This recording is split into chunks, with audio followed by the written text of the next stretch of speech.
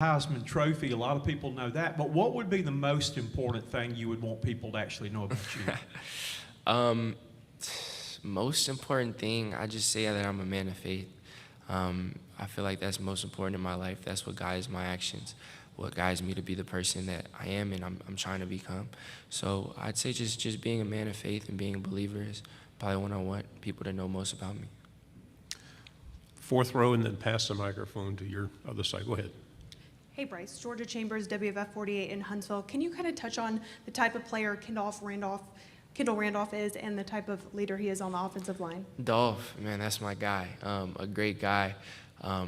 He's been with us for a while. So obviously a great leader. He's someone who has a lot of perspective. Always knows what to do. Always knows where to be. Always knows where to be. And someone who works super hard. That's someone that I'm really cool with. He definitely hasn't gotten the recognition that I feel like he deserves, but he's definitely instrumental in us. He's been a big part of the offense for the past couple of years, and now obviously he's looking to take that next step, and he's definitely going to be big for us on the field and off the field as a leader. So I'm glad you brought him up because Kendall, he's really instrumental for us. Okay, go ahead. Fourth row. Hi, Bryce. WSFA, Rosie Langello. Speaking of the O-line, what progress have you seen from them in the spring and the summer? Yeah, I'm super excited to watch them and to see this process. I feel like they've grown a lot.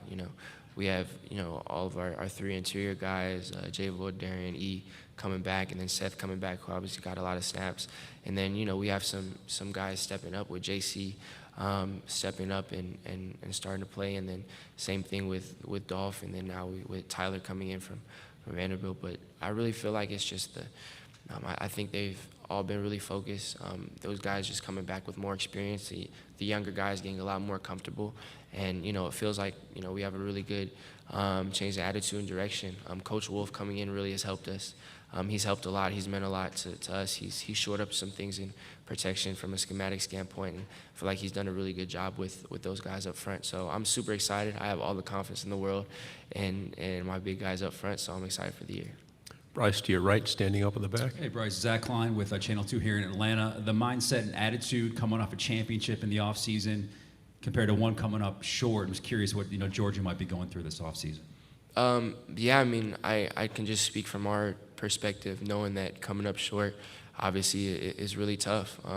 It's something that, it stings a lot. It obviously was really, it hurt a lot losing, and then it's something that we carry as fuel to the fire this offseason. So it's something that's been fueling us, something that's been pushing us, and, no one wants to feel what we felt last year, so we're doing everything in our power to give ourselves the best chance to, have the circumstances that we want to have. To your left, second row. Hey, Bryce, obviously Alner Richardson, orangebloods.com. Obviously, Steve Sarkisian recruited you to Alabama. I wanted to, maybe you can tell us about your relationship with Coach Sark during his time there, and maybe your excitement to play Texas on the road this year. Yeah, Coach Sark he was really instrumental in me going to Alabama. He was he's who recruited me there, a big reason why I started looking at Alabama. So, I have nothing but love for Coach Sark. And the year that I was there and being coached by him, I learned a lot.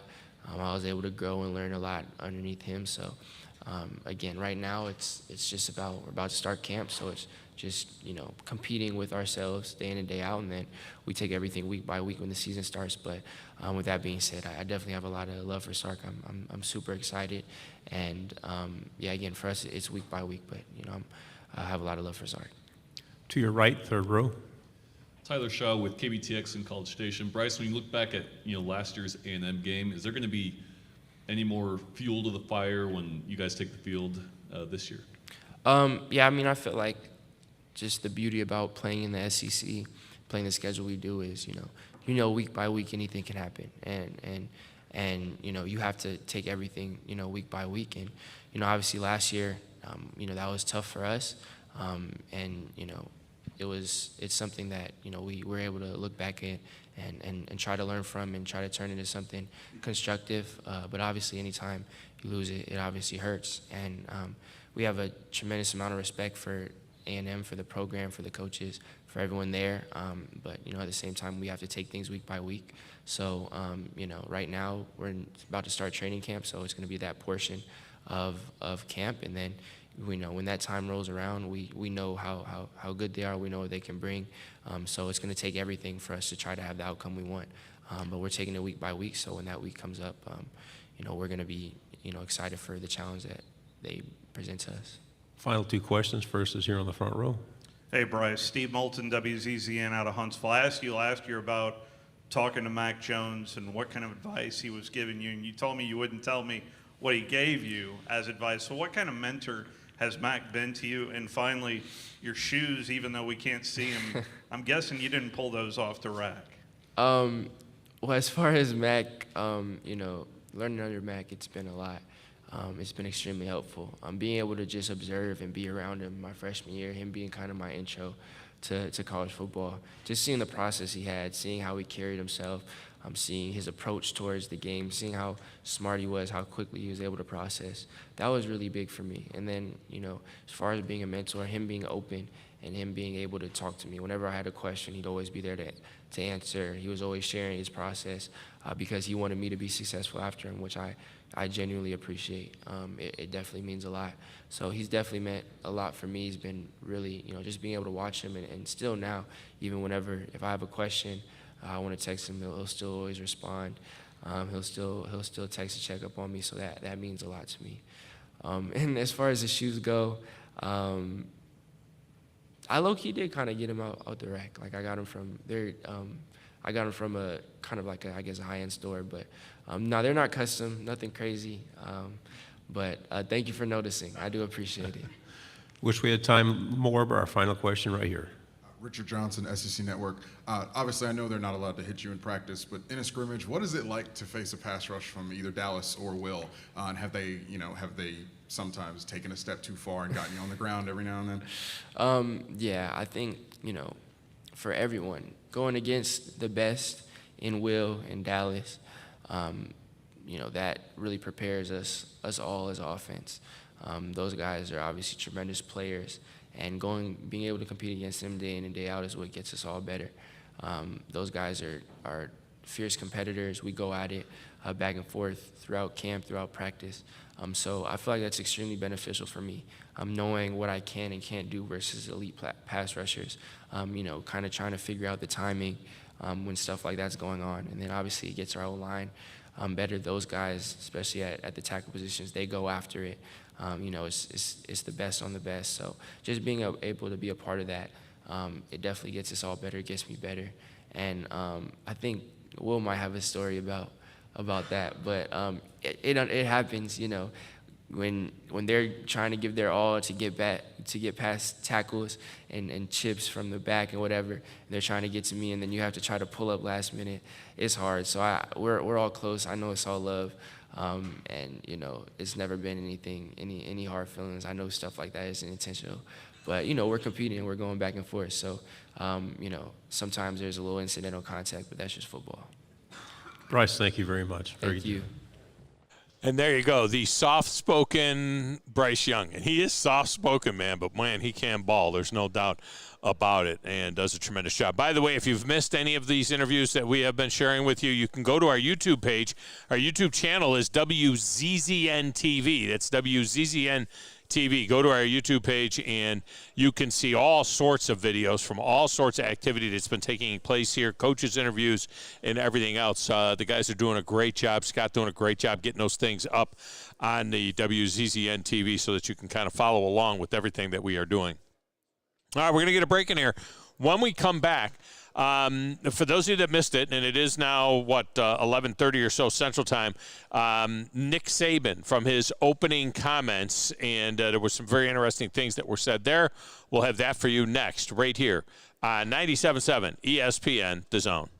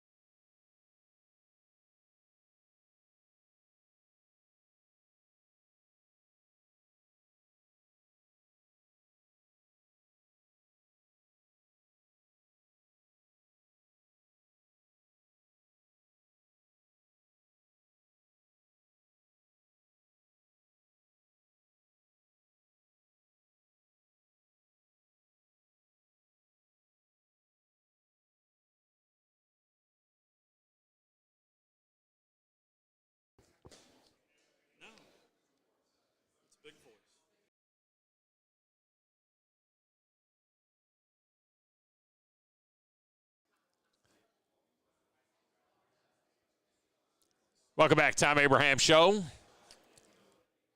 I thank TOC for making it possible for us to be here on location today.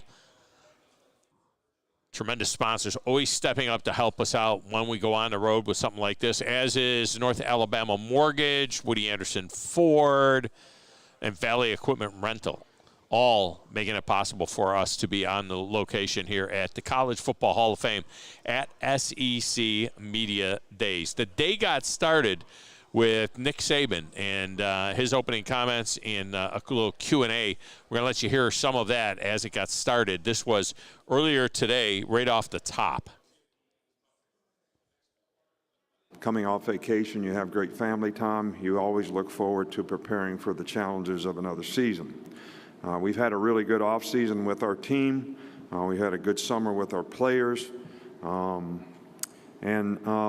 I think our team has made improvements and progress in, a lot of areas, whether it's physical development, attitude development, and, trying to develop a mindset that will allow us to have good team chemistry, in the future. But, as we always do, it's kind of like, here we go again in making predictions about how young people, adolescents will perform in the future. So that's why we play the games. That's why we have a season, so that we can sort of see how we grow and develop and, how the team develops, all the things you need to develop on a team, the togetherness, the positive energy and attitude, the people being responsible for their own self-determination, the work, preparation, ability to overcome adversity, pride in performance that, make the team, allows the team to be able to play with the consistency you need to be successful for an entire season, especially in the SEC, which is a very challenging league.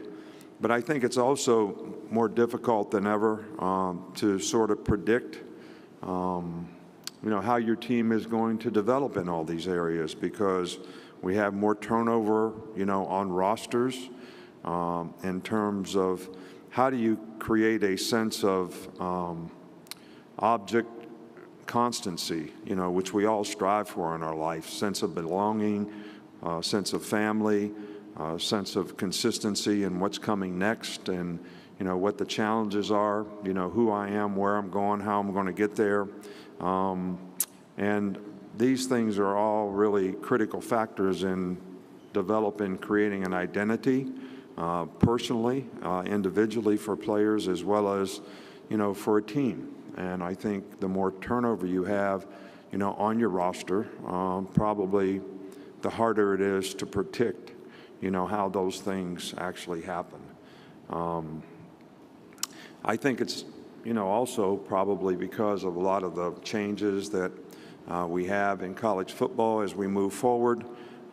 It's also very, very important to stay focused on, what do you need to do to have a program that creates value for players and their future in terms of their personal development, their academic development, ability to develop a career off the field, which really prepares them for their future after football, and how can they develop a career, as a football player. So all these things contribute to how players can be more successful in life. And I still think, the focus needs to be on how do we continue to be able to have the kind of program that's going to help players develop, value for their future, which is why we all went to college, all of us, me included, all of you. And that's with the changes. We want to make sure that we sort of stay focused on the things that are most important for college student athletes. The players that we have here, Bryce, Will, Jordan Battle, have all represented our program in a first-class way. I think they've represented the university in a first-class way, and the conference. All these guys are on track to graduate in December, which we're very proud of the academic standard that we've been able to maintain in terms of graduation rate. I think we're in the top 3 in the country in APR. These guys have provided good leadership for our team. They've worked hard. They're the right kind of people. They've got the right stuff. They're very talented players. But the challenge is, are the players on our team all going to buy into the principles and values and the standards of the organization, which these guys have done a great job of demonstrating, so that we can create the kind of identity that will create the kind of consistency and performance that we need to have a successful team. So mindset is really, really important to that. Leadership, which these guys have done a great job of providing, is also very important to that. But it's also, how do the other people on the team sort of buy into the leadership that have been provided?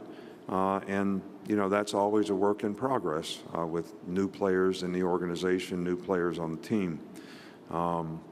So we have challenges on our team. I mean, we had 7 players drafted, 2 first-round draft picks, and some very, very good players at wide receiver and other positions that, will be difficult to replace. I think we've had 113 players drafted in the last 14 years and 41 first-round draft picks. So very proud of the fact that we've done a good job of creating value for players at the next level.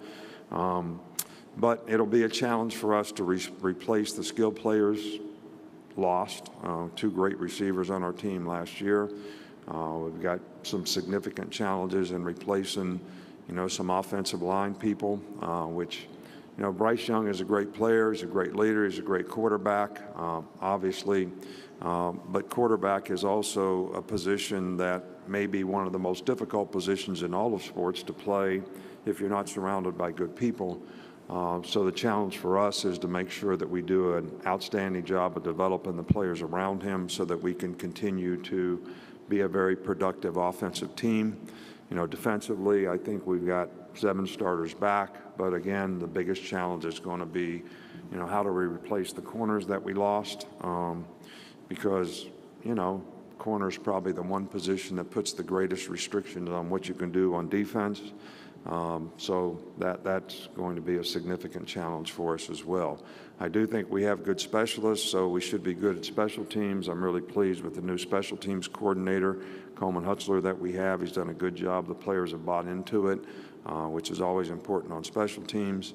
And from a staff standpoint, this is the first year in a long time we've had both coordinators, continuity in both coordinators, which I think is, probably a important thing for us. And the new coaches that we have brought in to replace coaches on our staff have, fit in extremely well. They made a positive contribution in the relationships they've been able to develop with players, and the energy and enthusiasm and new ideas that they've brought to the organization. So we're very, very pleased with the, staff that we have right now in terms of how they can contribute to developing, our team.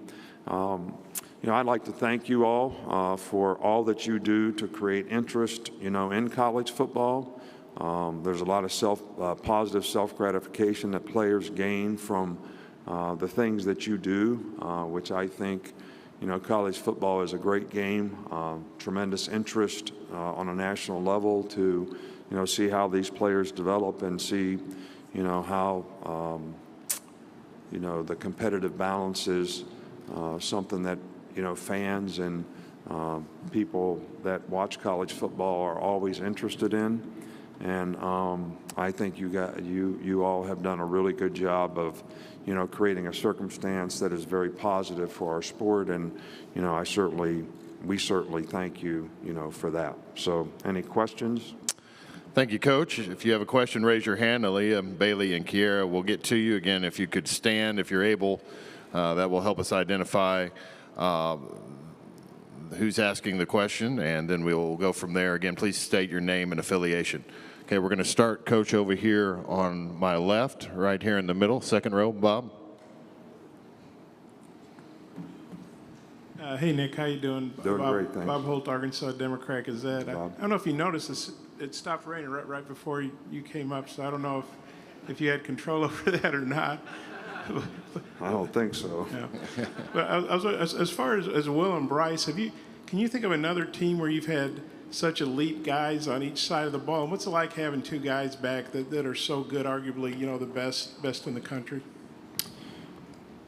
Well, I don't like to compare players, but to have two players that make such a significant impact on our team as those two guys, I don't recall ever having a circumstance like that. We've had some great impact players, but never one on offense, one on defense of, the caliber that these guys have been able to play on a consistent basis. But I think probably bigger than that is the impact that they have on the players around them. These guys set a great example. They're players that other people on our team can emulate in a positive way because of the example that they set. These guys are very serving to their teammates in terms of, they really do care about helping other people for their benefit.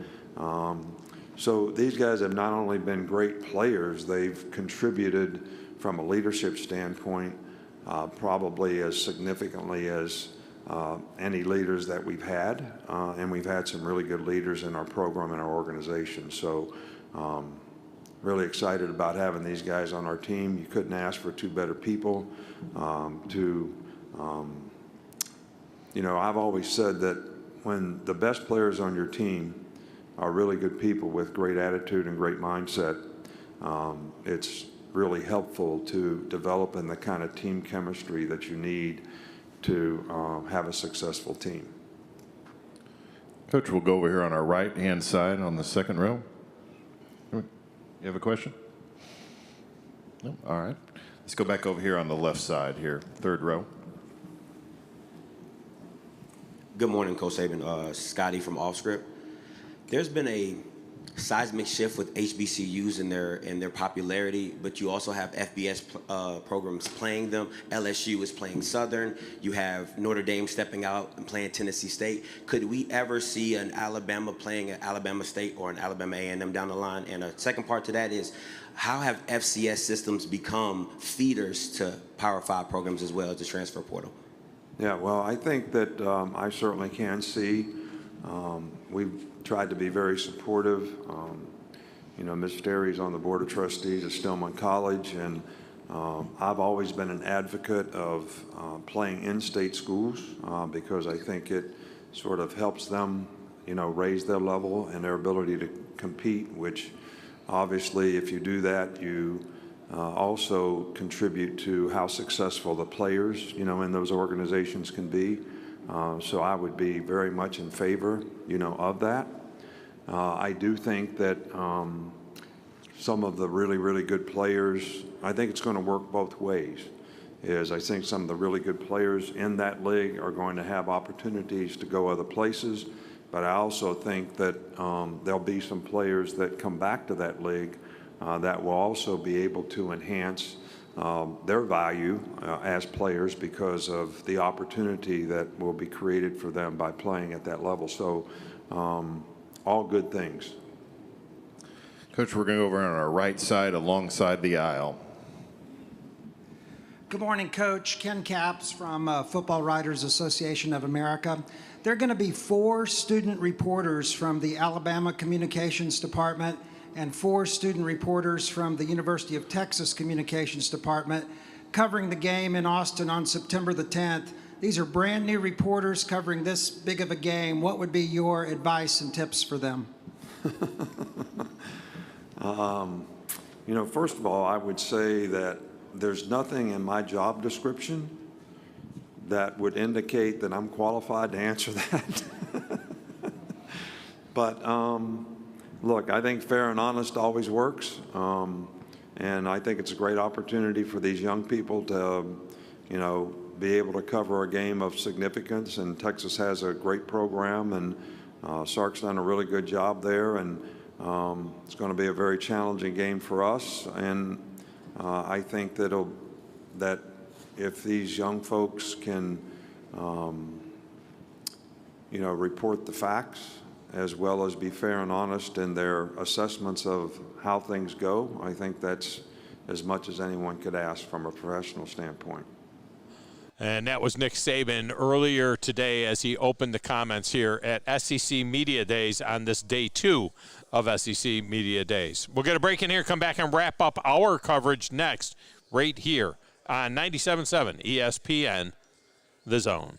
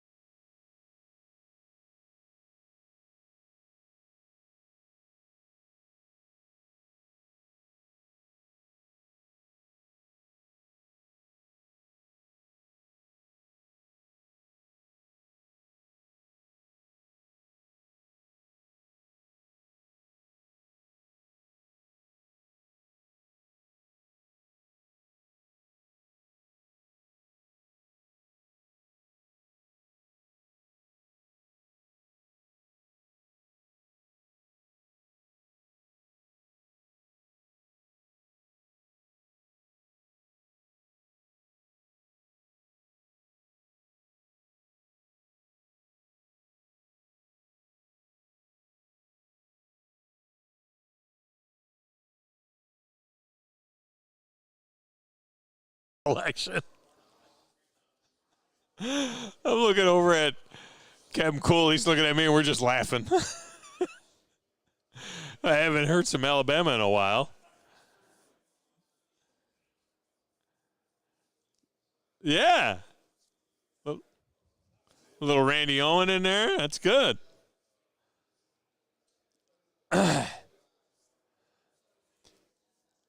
I was always confused by Dixieland Delight being an anthem for the Crimson Tide, and I know it's great, and it is fantastic, but the song is about a Tennessee Saturday night. It's not about an Alabama Saturday. It's about a Tennessee Saturday night. I understand that. I understand it. Believe me, I love the adaptive Dixieland Delight. I'm a huge fan of Dixieland Delight, especially the version that is sung in the stadium. I get that. But it is about a Tennessee Saturday night. And they don't play it at Tennessee games. I mean, I don't remember hearing it played at a Tennessee game. I don't know why. I just don't.